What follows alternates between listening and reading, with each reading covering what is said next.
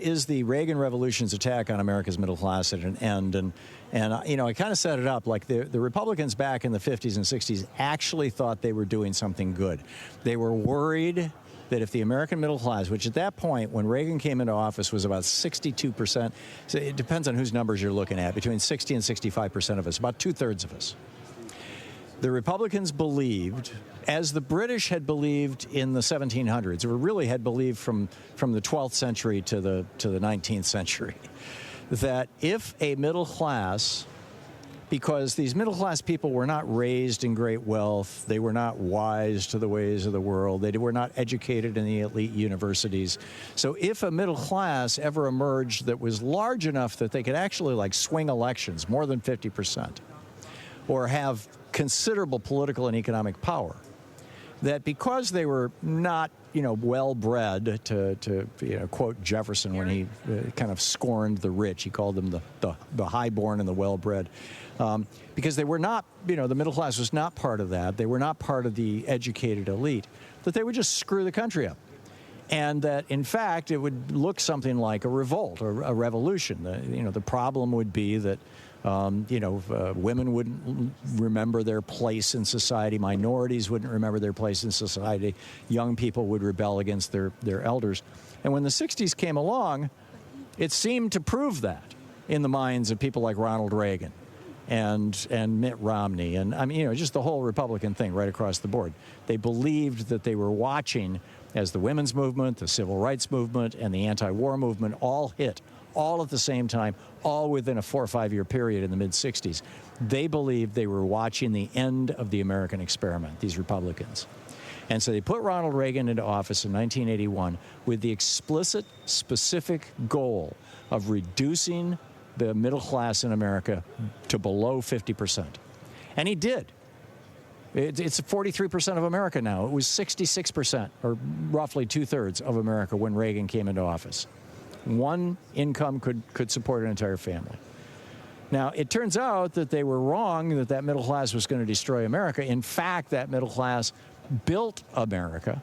That middle class is what makes prosperity. That middle class, in fact, is what allows for rich people to get rich, because, without consumers, what have you got? So here we've had this 40-year experiment that the Republicans started in 1981 with the Reagan Revolution to try to save America from the lefties and the communists and all the things, the anti-war and the drugs and the hippies and the blacks and the women and everybody else that these white Republicans believed were going to destroy America. It was a very apartheid mindset. It was a very racist, misogynist, sexist mindset. But that's what they believed. And I think you could argue safely that they thought that they were doing the right thing, at least back in the 80s. Now, they know now that they weren't doing the right thing. They know now the damage they've done to America.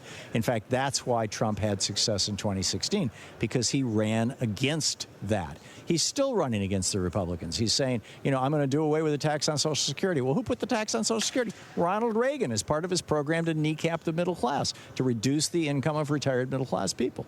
He says, I'm going to do away with tips, wages on tips. Well, tip wages have always been taxable, but they never were actually taxed because nobody ever kept track of them until Ronald Reagan in the early 1980s. And then Reagan put into place these mechanisms where employers were required to keep track of tips.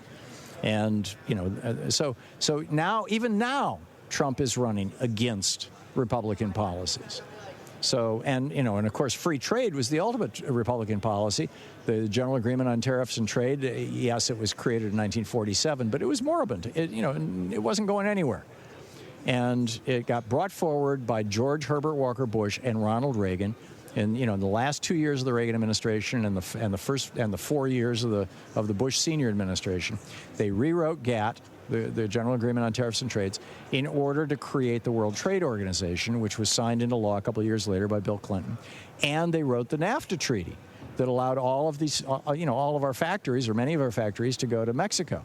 And then once, of course, we had the WTO, then, and the new trade rules, those factories didn't just go to Mexico, they went to China as well. And this is all the result of this, the road to hell is paved with good intentions problem that the Republicans thought they were solving, of an out-of-control middle class. And now I think, Kamala Harris, Vice President Harris, Governor Tim Walz, Coach Walz, they get it. Joe Biden gets it. He talked about it last night here at the convention. And I am so optimistic now. I've been writing about this and ranting about this. Those of you who have been listening to this show for the last 21 years, I have never deviated from this. I wrote a book back in 2007 called Screwed, The Undeclared War Against the Middle Class, that lays out exactly what I just told you. And that's my op-ed today, and I strongly encourage you to read it. It's free. It's at hartmannreport.com, and share it with as many people as you can.